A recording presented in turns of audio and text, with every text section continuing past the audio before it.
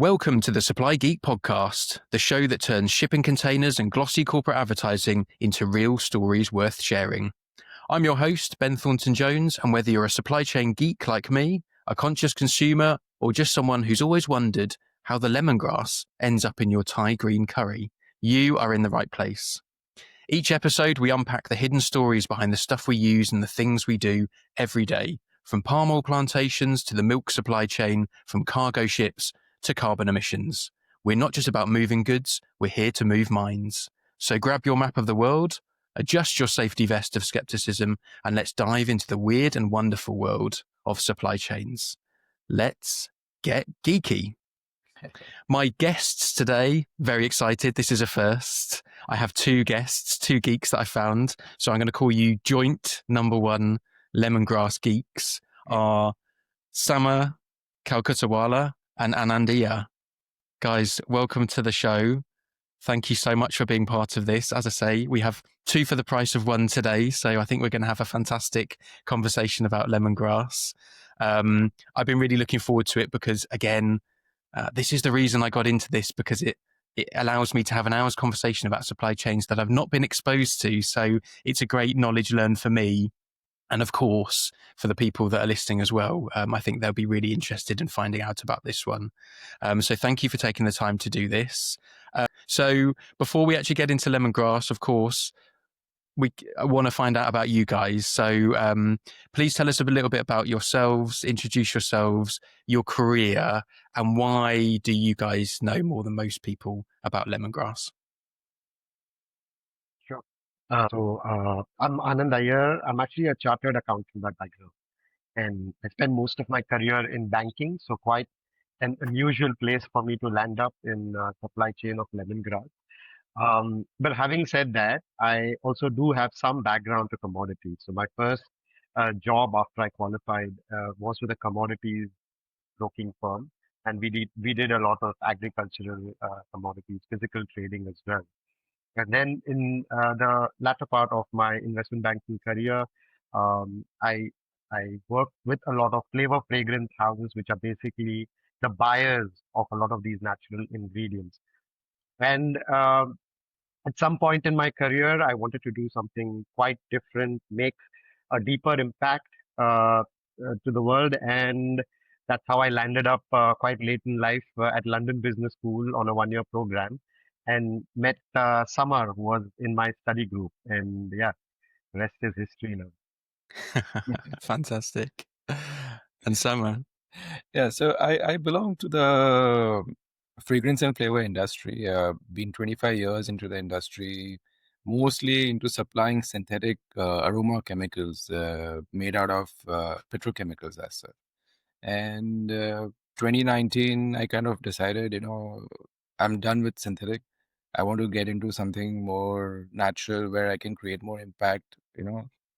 Uh, so there was some thought behind all those things. And when I went to London Business School and I met Anand and I discussed this, he said, yeah, let's get on it. And then that's how Originals was born. Yeah, Amazing. yeah, now. Fantastic. And yeah, you mentioned Originals there, which is your company, which we'll definitely get onto because I think you're doing some fantastic work. So yeah, and Anand, well, and Samr, I mean, hope for all of us that you've gone from chartered accountant to working in fields on lemongrass and other things as well. So yeah, really fantastic to hear that background and that shift that you've made. So we're here to talk about lemongrass. So let's get into it. I was excited to talk about it because, like I say, know very little about this one, haven't been exposed to it. So I'm really looking forward to the next hour's worth of conversation. So let's get going.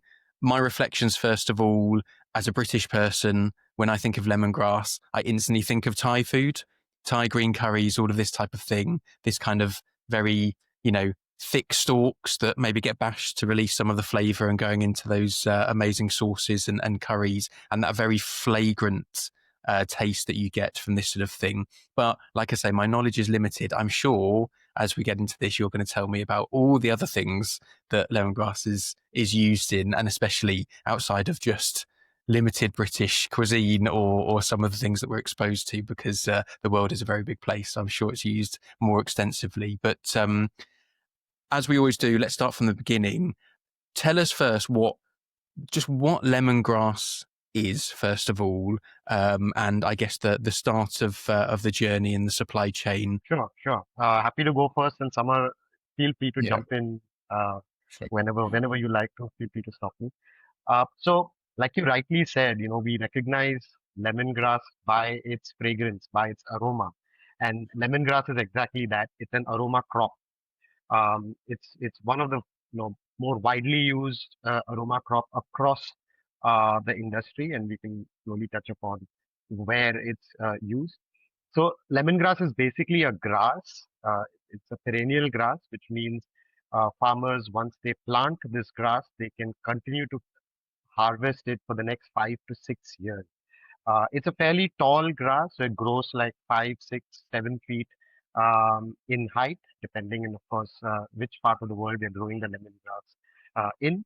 And what we typically see in our food, and like you said, Thai food, and maybe there's another place where you distinctly see lemongrass is herbal teas. So typically there you use the lemongrass leaf as it is, like the grass as it is, a cutting of it. But more widely in the industry, the fragrance is obtained from lemongrass oil, which comes from distillation of this lemongrass, a basic steam distillation process where we extract the oil, and the oil in turn then is used for that fragrance, lemony fragrance of it across the board. And happy for Samr maybe to jump in and even talk about where you'll see your lemongrass oil, if you want us to cover that now. So, I was introduced to lemongrass by my mom when she used to make tea and she used to add some green leaves into it. And I was like, what is this nice flavor to it? And then she explained, this is just lemongrass. And, it kind of got my liking. Lemongrass tea was one of my favorite morning teas. But yeah, lemongrass, as Anand mentioned, it's a grass and it is mostly used as a fresh ingredient in foods. But there is a much distinct use of lemongrass where it is widely grown and used. The reason is the lemongrass leaves are first cultivated by the farmers and harvested, but then it goes through a process of distillation, which is called steam distillation, where you pass steam through this herbage. And what happens is this steam strips the leaves of the oil, and then you can collect lemongrass oil. This lemongrass oil is widely used in perfumes, flavors, in household ingredients as well. And there are other additional uses which Anand can also explain now for that one. Yeah. So yeah, I think what is interesting is quite often when we use a soap or a shampoo or your cleaning liquid, you get that lemony aroma or the fragrance, and you may think, yeah, this is probably coming from lemons, but actually it's not. It's actually coming from lemongrass oil. um, and that's quite interesting for us to note. Lemongrass oil, apart from the fragrance, has strong antimicrobial properties, which is why it's used in soaps, shampoos, and cleaning liquids as well. And apart from that, it's a very strong insect repellent. So quite often in some of the rural areas in India where we work, uh, you have small households planting lemongrass all around their house because it naturally repels things like mosquitoes. And as you can now see, lemongrass oil, citronella oil, which is the other one from the same family, are used quite extensively in your insect repellents that you apply on your skin, whether it's spray, whether it's lotion. So if you look up the ingredients, you'll find something like citronellal or citral mentioned in it, which are the primary components of lemongrass oil and citronella oil, respectively. So During the COVID times, Neil's Yard came up with that sanitizer, and they were promoting natural fragrances, and lemongrass was one of the key ingredients in the lemongrass oil was a key ingredient uh, in the product. Wow. Of course, because of this microbial, Yes.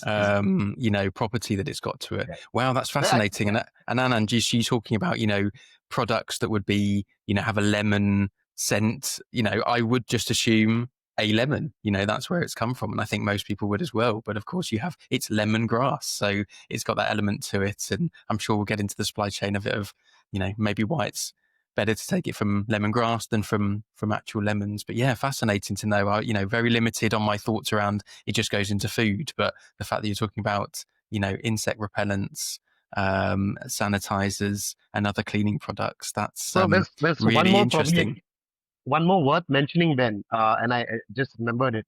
So apart from the lemongrass oil itself, right, the primary component, which is citral, can be extracted from the lemongrass oil. And citral in turn is the precursor for natural vitamin A. So you've got this booming nutraceuticals industry. So, if you're looking for plant-based vitamin A, you can actually get that from the citral that is extracted from the lemongrass oil. Just Wow, another one, so throwing many another one there. uses, so many uses, and I'm sure there will be more and more. And I think as well, sort of, that's really interesting to know, because that's a big booming industry in terms of vitamins, supplements, things like that. But I know many consumers are wanting a natural version. And I'm sure we'll get onto this topic of maybe synthetics and other things, which we touched on this when we did an episode on mint. So I'm sure it features in other areas. But yeah, really fascinating to understand the applications and what it is. Before we go sort of further, let's talk about what lemongrass is. You've obviously described there. Interesting to know, 6-7 feet tall. I would love to see it in the flesh. It would be really interesting. And this grass, recapping, you said 5-6 years, farmers can continue to sort of harvest that. Let's talk about the farmers quickly, and where this lemongrass is coming from. Where is it grown? I would say majority in the world. It'd be great to hear some numbers behind that, and also give us a sense of who are the people farming this. Are they smallholder farmers? Is it in a sort of plantation setting? If you could describe that, that would be great. Sure. So I think Southeast Asia, Africa are two of the regions where you get a lot of lemongrass coming from. A lot of it grows naturally in some parts of these regions as well. But typically for commercial purposes, lemongrass is a cultivated crop. And India is probably one of the largest manufacturers and exporters of lemongrass. I think just from an export number, I have something like 300,000 kilos of export. So that's like 300 tons or so from India, and the domestic use itself will be multiples of that. So it's a big product, and it's also very important to remember that yeah, 300 tons for a natural ingredient is quite a lot, because when you see a farm, like a 1 acre farm of lemongrass, which is grown 6 feet, you'd imagine a lot of oil coming from there. But a typical 1 acre plot of lemongrass would give you 60 kgs of oil in the entire year, typically, which is like 2 cans, basically. So Wow. the actual yield of the oil is somewhere around 0.6% of the whole weight of the herbage. So 300, when you say 300 tons of product, you can imagine the amount of herbage that actually gets distilled to get that quantity of oil. Uh, so India is one of the major manufacturers of lemongrass oil, and it is smallhold farmers who typically cultivate lemongrass, because in countries like India, land parcels tend to be quite small, and lemongrass is very interesting product for especially uh, acute water shortage areas. So our first, as Origin Oil, the first project we took up was a lemongrass project in a tribal district of India. And the main challenge over there, when we were kind of sitting down and thinking about what can we help these farmers grow, we realized that there is no irrigation available whatsoever. So we had to select a crop that was purely based on rainfall. And lemongrass stood out because, it's a 5-year crop. You can take 2 yields of lemongrass, 2 harvests of lemongrass, even just purely with rain-fed irrigation. And farmers plant it once and they harvest it for 5 years. So it's very low cost, no maintenance, very hardy crop. A lot of wild animals and cattle tend to stay away from the crop itself because of the strong aroma that it has. Hmm. So it's a very, very interesting crop, especially for smallhold farmers, especially for farmers in, where there's water shortage. Yeah, that's so fascinating. I think it's, synonymous with a lot of the things that were picked up. A few things there from comparisons with the episode that we did with Vibav on mint. So Right. yeah, when you livestock and other animals, eating your crop is a real problem. And it sounds like we can add lemongrass to the list, which includes mint, that animals generally don't seem to Yes, find too tasty, which is a really positive thing. But also really interesting to hear about, life for a farmer across the world is tough. So to have a very hardy crop, one that once is in place, you're getting good yields from it, and this challenge of reduced access to water. I think we can flash up in the YouTube version of this, maybe the sort of water stress table globally. And I know for a fact that a lot of India, particularly, is very water stressed. So to have a crop that doesn't rely so much on that and can survive without a lot of irrigation, I think actually, is a real positive. Need to add in, Ben, the regions where lemongrass is primarily grown is the eastern part of India. I would say Odisha, Jharkhand, Andhra Pradesh. They're the major areas. Even Madhya Pradesh now is because we are doing a lot of project work over there. Lemongrass has been grown over there, and these are regions where water is a shortage. And in fact, Odisha and Andhra Pradesh are the major lemongrass growing regions now coming out of India.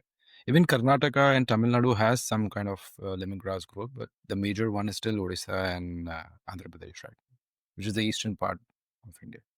Yeah, great to know, and just really interesting, I think, with supply chains of what we've seen, where farmers and different crops are utilized based on the geography and the conditions. We did an episode on milk in the United Kingdom, and the western side of the United Kingdom gets the majority of rain, so there's plenty of grass. So right. that's where you get most of the dairy cows because there's an abundance of grass.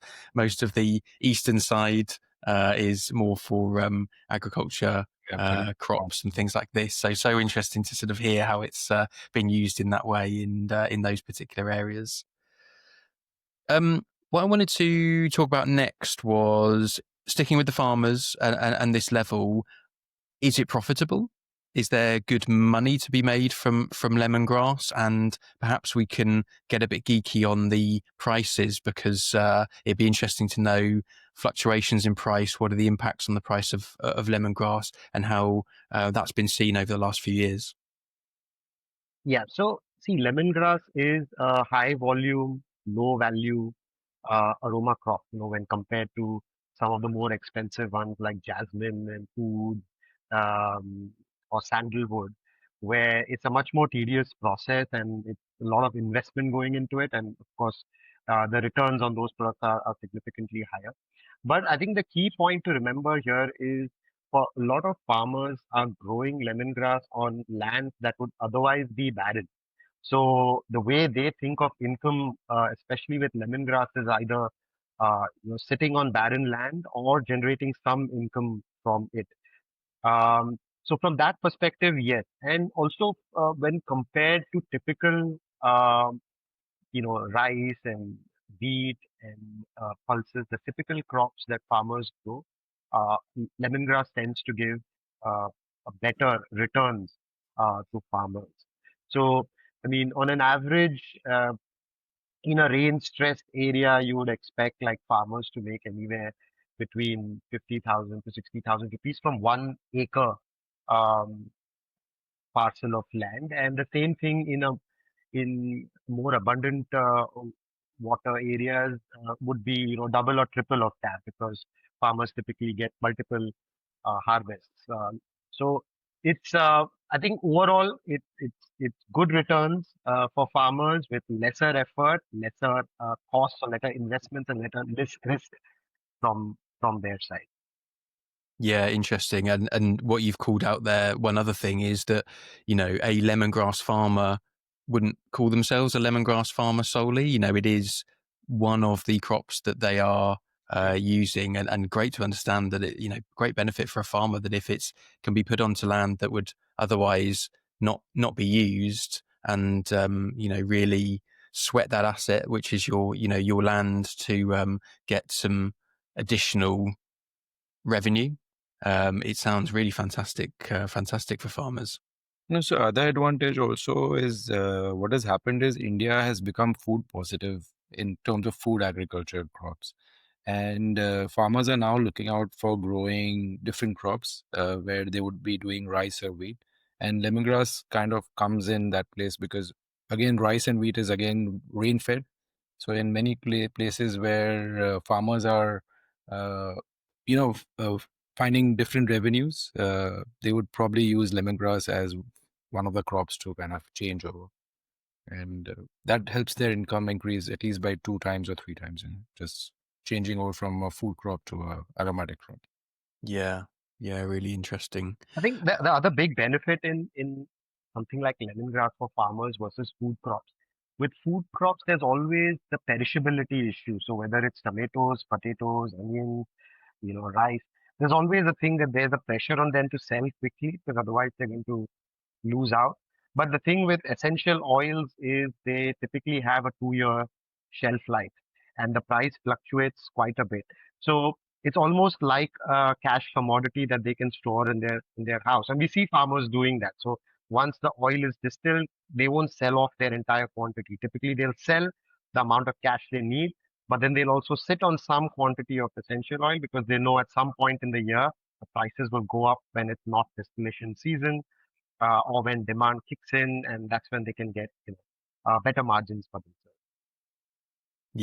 Yeah, really interesting. And again, I know that you guys have a good knowledge of mint as well, but it was the same thing. It's fascinating that you do get potatoes, other perishables that have to be sold or consumed very quickly. And yeah, the fact that these essential oils, once you get it into an oil form, it becomes something that can be put on the shelf, maybe as a as a sort of liquid gold. I think mint is described as. I wonder whether lemongrass is also described as liquid gold. I'm not sure if the oil is a gold color, but yeah, I think that's really interesting to know, and really great to understand from that sense.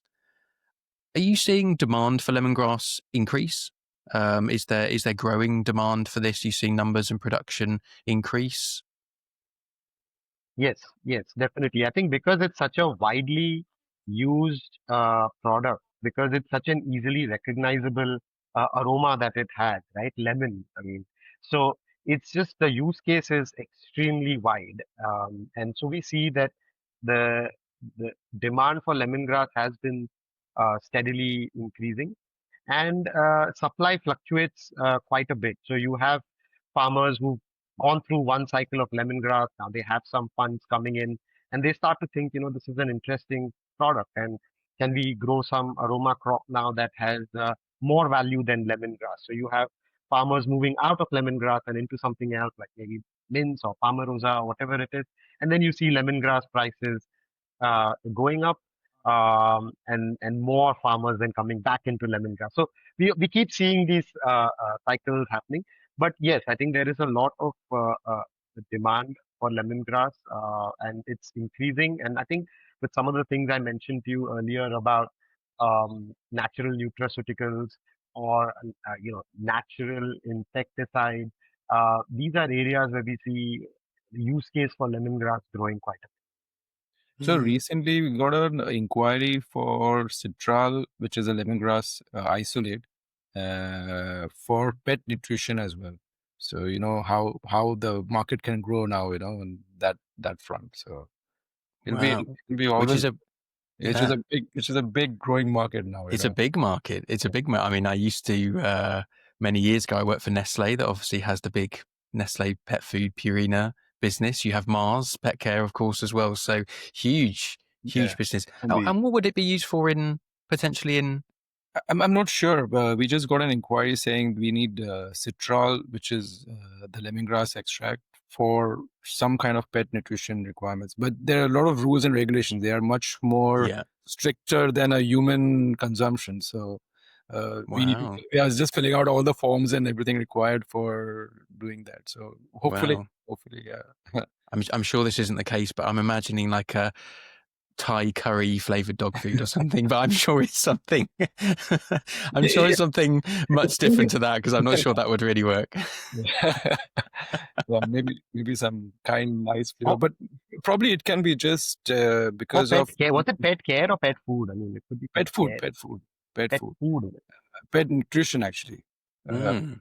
so I think it's mostly probably the vitamin A which can be converted from citral. Maybe that might be one of the Yeah, maybe it's from that sort of yeah mineral from supplements angle. side of things to having food that's fortified with Yeah, things for the pet. right. Yeah, really interesting, and that would open up a huge industry and create a lot of demand that would need to be serviced as well. So, wow, future looks good for lemongrass.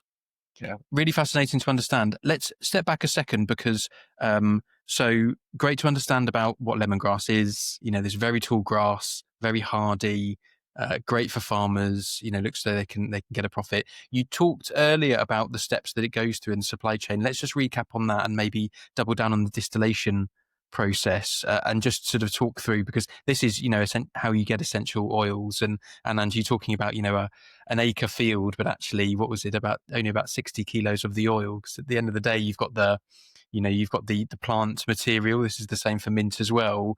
Once it's taken through the distillation process to extract the oil, you have a very similar volume left, but you've just extracted the oil from that. So yeah, talk a little bit about the distillation process. We can probably flash up an image on the YouTube version of this, of what a distillation unit looks like. But yeah, talk us through, for people who don't understand distillation, how that works again.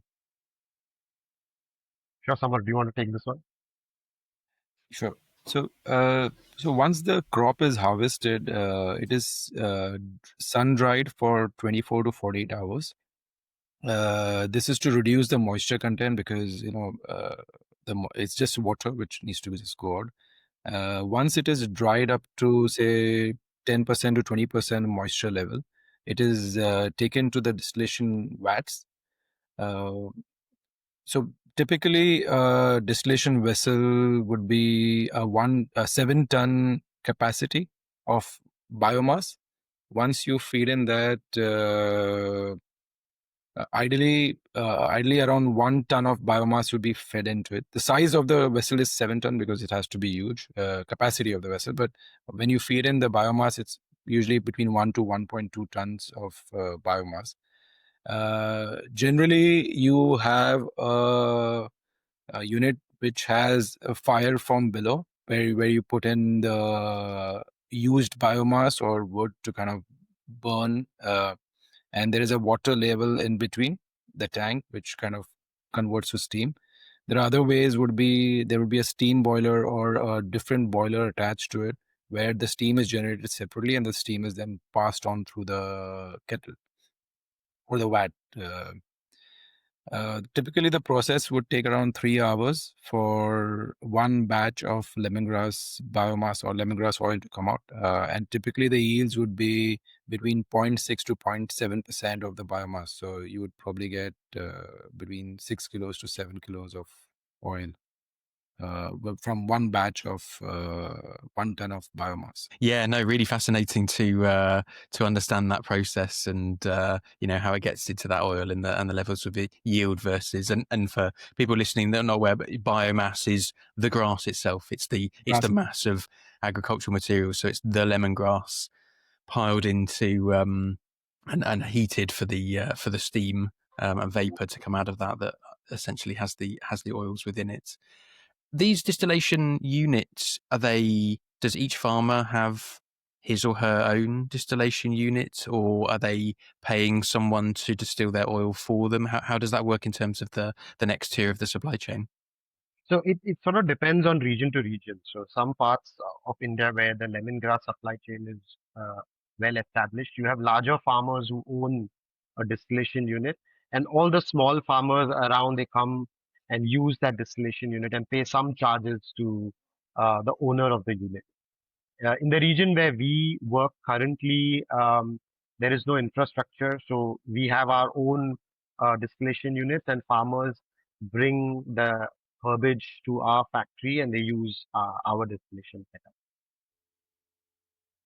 And you're then purchasing the oil from them that's been distilled, or are some people taking it away to, I don't know, hedge or speculate in terms of the cost? See, so typically our preference is to purchase the oil, so the farmers have more freedom.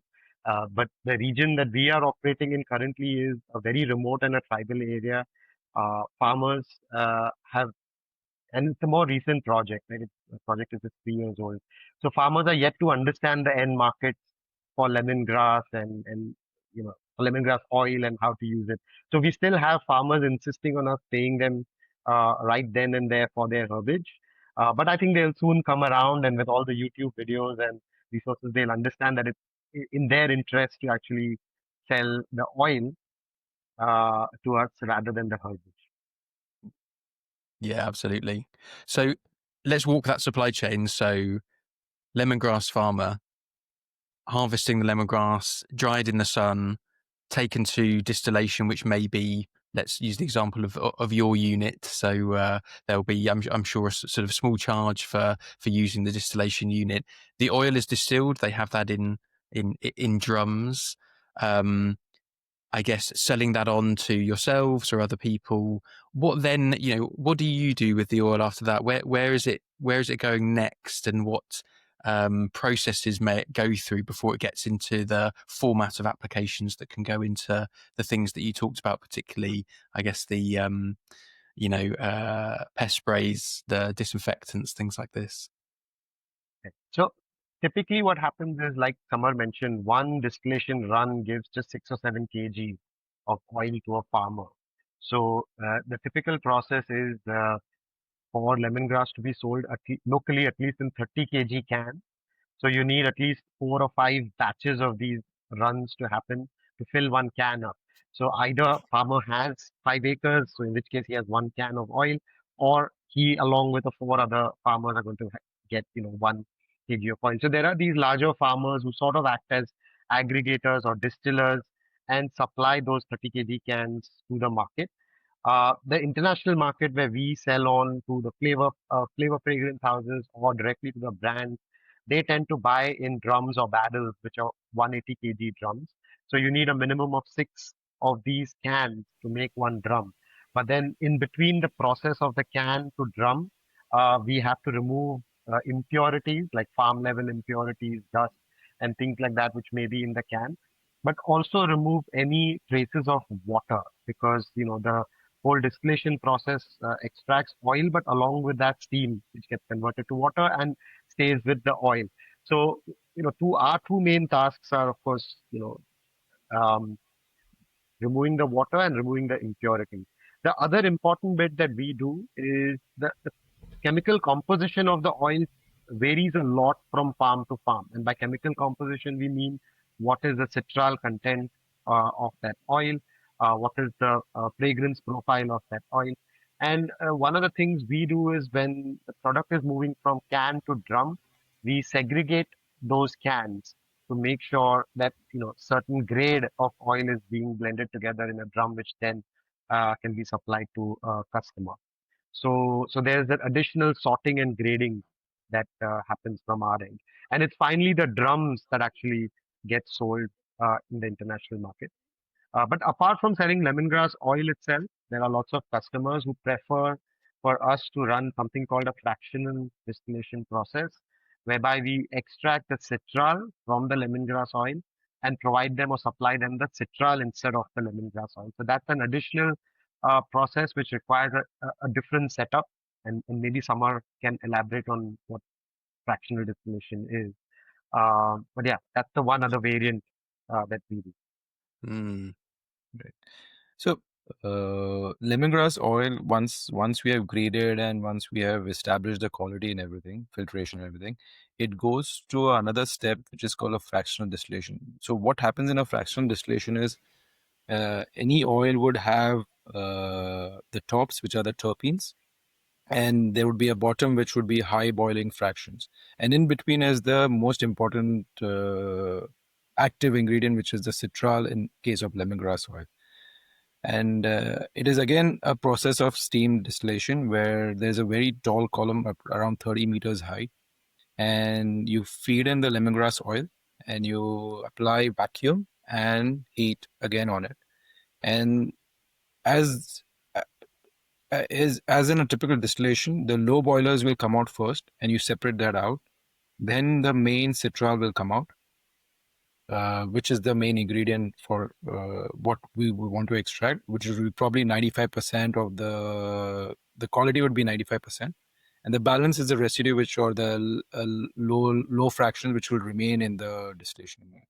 So that's how a fractional distillation probably simply explained, there might be more technicalities involved, but this is the best way I can. Yeah, no, I think that's great for our listeners and for myself to get that level, because I'm sure it can get very, very technical, but we may lose people and you might lose me as well. But no, I just find that so fascinating about oils. First of all, that one oil drum versus another are not created equal. The quality of them from your point of view and the value of them in terms of the content of this citral that's in it, this sort of important element.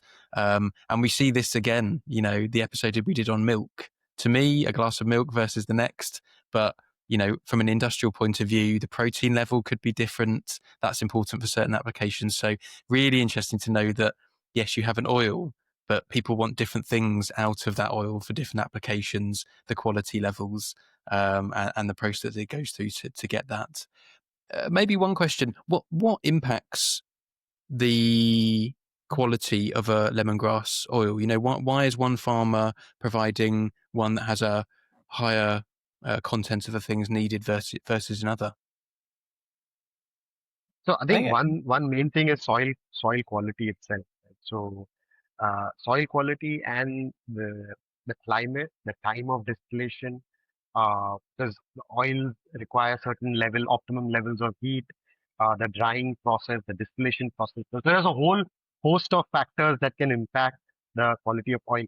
And in fact, it's very interesting you ask, because in essential oil, even the same crop, same region from year to year will differ quite a bit in quality. So it's not even like if a customer is buying a product from region A, he's necessarily going to get the same quality the next year. So it just varies a lot.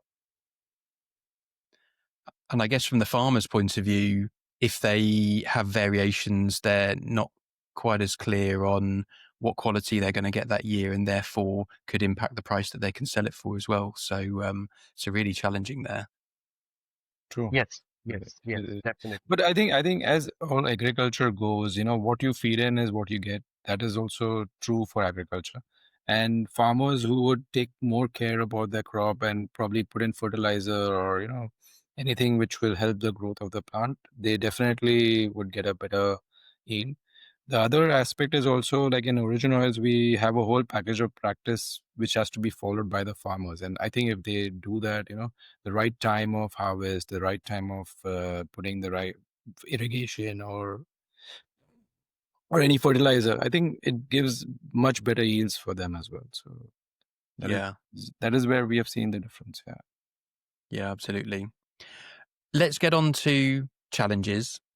I think we're sort of moving towards that now, because you started to touch on, quality of the soil can impact, and we know that there is a challenge with soils globally and other aspects. But it'd be great to hear from you, standard lemongrass farming, before we get on to some best practices, which I know you guys have great examples of. What are the big challenges that we're seeing for lemongrass for farmers? Let's talk about perhaps Indian farmers that you're seeing. I mean, I think let me start with one positive for lemongrass versus several other crops that we've seen is because it's a very hardy crop. What we've seen is the requirement for pesticides, so pest diseases in lemongrass is very low. So there's absolutely low to no use of pesticide in most lemongrass. So it's actually down to fertilizers. So as long as farmers are using the right fertilizers, there's even very low, um, harmful chemicals found in lemongrass oil. In certain regions, farmers tend to put more because they want the crop to grow faster, and that's when you can get higher residue levels in the oil, and that's sort of what we are advising farmers to stay away from, because that can impact, of course, the use case for the oil, because it can't go into food products, it can't go into several skincare products if it's got higher levels of pesticides. Right? But for lemongrass, like I said, it tends to be a little lower. But one of the challenges for the industry and for the farmer, especially for lemongrass, is adulteration. And lemongrass, because of its high citral content in it, and synthetically, citral is available from the petrochemical route.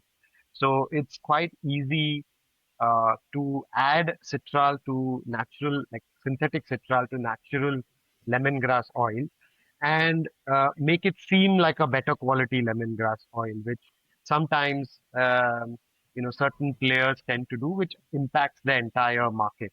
So I think that's one of the big challenges we see, and one of the things that we at Origin Oils are looking to solve for through our whole traceability tech that we've built, where we want our customers to actually see that these have indeed come from farms, from farmers. We want to able to see actually who grew their lemongrass. We try to capture all of that on our platform to bring that layer of trust in. The other thing, what we have seen is recently farmers are moving towards maize or soya plantation as well, because they are higher income for them, or there is some biodiesel which is coming out of the maize as well. So maybe that's one area which we feel that as we go forward, there will be people moving from lemongrass to some other crops, which might give them higher income. Yeah, really interesting. Really interesting. So, guys, you touched on a couple of things there. We've got to talk about Origin Oils, because I think you guys are doing some fantastic work, not just on lemongrass, I know in some other areas, but let's this is your chance to really, really sell it, because I think you're doing fantastic work. And yes, that's my opinion, but I think that's backed by what hopefully you'll also mention is some great recognition and an award that you received recently as well. So tell us a bit about Origin Oils, and particularly on lemongrass. What are you doing to really support farmers, work with them, and also touch on this fantastic technology that you're bringing to farming too? Sure, Ben. So the whole purpose for us in setting up Origin Oils was to connect these small marginal farmers growing aromatic crops directly to the international flavor fragrance industry. So what we felt at the time was there were a lot of middlemen or players, not necessarily with the best of intentions, in the supply chain. And unfortunately, because of that, the end customer doesn't have visibility of who are the farmers who they depend on for the product. And the farmer doesn't really appreciate where his product goes to. So we see ourselves as the bridge between the farmer and the end market. We bring in advisory for the farmers. We bring in best practices for the farmers. In some cases, we bring in the infrastructure for the farmers as well. And the idea of using our tech is to be able to build a system where we can communicate easily with farmers, because these farmers are small holders. They are scattered all over the place, and we need to aggregate several, 100 farmers for a small project even. So what we are trying to do is bring that tech in for traceability in a manner that benefits the farmer as well and benefits our end customer. And maybe Samar can touch upon the tech part of it and how we go about doing it. But yes, we did get a recognition for regenerative farming for our lemongrass project. It was called Lemongrass on Fallow Land. Of course, there were a lot of players and stakeholders who helped us on this including the Central Institute for Medicinal and Aromatic Plants, the state of MP, local administration, Department of Horticulture. A lot of people coming in to try and help these tribal farmers grow lemongrass on fallow lands, and it was great to get an award for sustainability at the last IFIAT that was held in Sweden. Yeah, congratulations for that. I think it's fantastic recognition. And like you say, it's, with a lot of support from other people that you've named there, a lot of organizations. But what's so positive is the end beneficiary, the farmer. It's fantastic for them because farmers across the world really need to be supported with the innovation knowledge that people have to continue to be able to grow, and for all of us to enjoy this fantastic crop that is lemongrass. Samr, did you want to add anything to that as well in terms of origin? I think from the tech angle, what we realized that, as Anand mentioned, the traceability angle was very important for the industry. But it was not just an overall traceability of what the farm is, but what we felt is the batch to batch traceability from which farm, how much biomass has come, and result into an oil of a batch of, say, 1 ton of lemongrass was very important. And that's what we kind of set on to do. And that has kind of really helped us to track every farmer details in terms of their income, in terms of how much yield they are getting, how much oil they are getting, all those things kind of benefit. And that data will help us in the future to kind of understand, how the crop will be growing, what will be the yields, what are the climate trends going to come in. We also be able to capture the carbon emissions on that as well. So that will kind of help us now to understand how to mitigate in the future, So we have some data around the current carbon emissions and what can help us to reduce that carbon level. So that to help that bit as well, that'll be interesting for us to do. Super interesting. And I know, coming from a, background of working in, large companies that are very many tiers away from something like a lemongrass farm or field, having that level of understanding of the carbon footprint, which after so many layers up and it finally gets into, I don't know, a final flavor or an application that's used in an actual consumer product, everyone is grappling to try and find those carbon emissions and really valuable primary data. Yeah. So I think it's absolutely fantastic that you're tracking that. And as you say, the information then uncovers, where is the footprint, where is the biggest impacts, and therefore what are the solutions to try and go and impact those so that we can get down to a low to no carbon product is obviously the ideal state. But really, really fantastic to hear. Guys, thank you so much. It's been a fantastic conversation. I've learned so much about lemongrass. I say this about a lot of things, but I totally have a newfound appreciation of lemongrass, and I will be checking on different cleaning products as the complete geek that I am after working through this conversation. But it's been really fantastic to talk to you, and I think you're doing fantastic work through Origin Oils. Anyone with any interest to find out more, I think you've got website information, or contact you directly. I'm also really happy that during Diwali celebrations, we got through the technology and no sort of power cuts and things like that, which I know can come also. And obviously wanting to wish both of you a very happy Diwali as well. But before we close, any final thoughts from you guys before we close off what's been a great conversation? But I think firstly, Ben, thank you for having us, because I think for us, it was fantastic to, we are in the midst of doing what we're doing. So sometimes to just sit back and talk about our work also gives us a different perspective.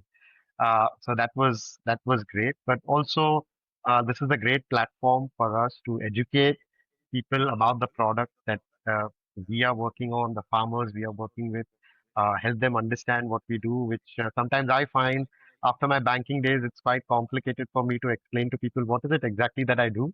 So hopefully this relieves me a lot of the time that I'd otherwise be spending on telling people what is it that I do on these lemongrass farms. So yeah, thank you for that. Absolutely.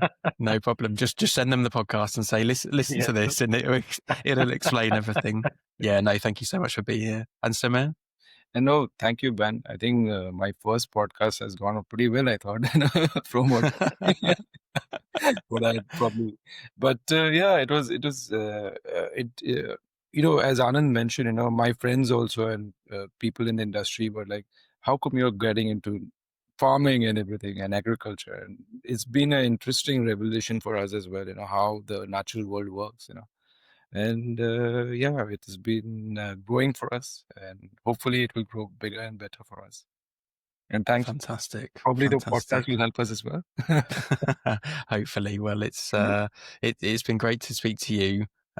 Keep doing what you're doing. You're getting the accolades for it, and I know that you're making a real difference. And yeah, it's been great to be able to talk this through. And as you say, people listening, I think, will have this newfound appreciation and really understand. It's the ethos of this podcast series. I think it's great for people to understand the hidden supply chains and the people and the many hands that go into the products and the and the foods that they consume every day. So really pleased to do this one. I think we did really well with two speakers as well. You bounced off each other very well. You were very courteous with each other to introduce and say maybe you want to add into that. So yeah, that's been really, really good. You obviously are a great team and work very well together since your London Business School days.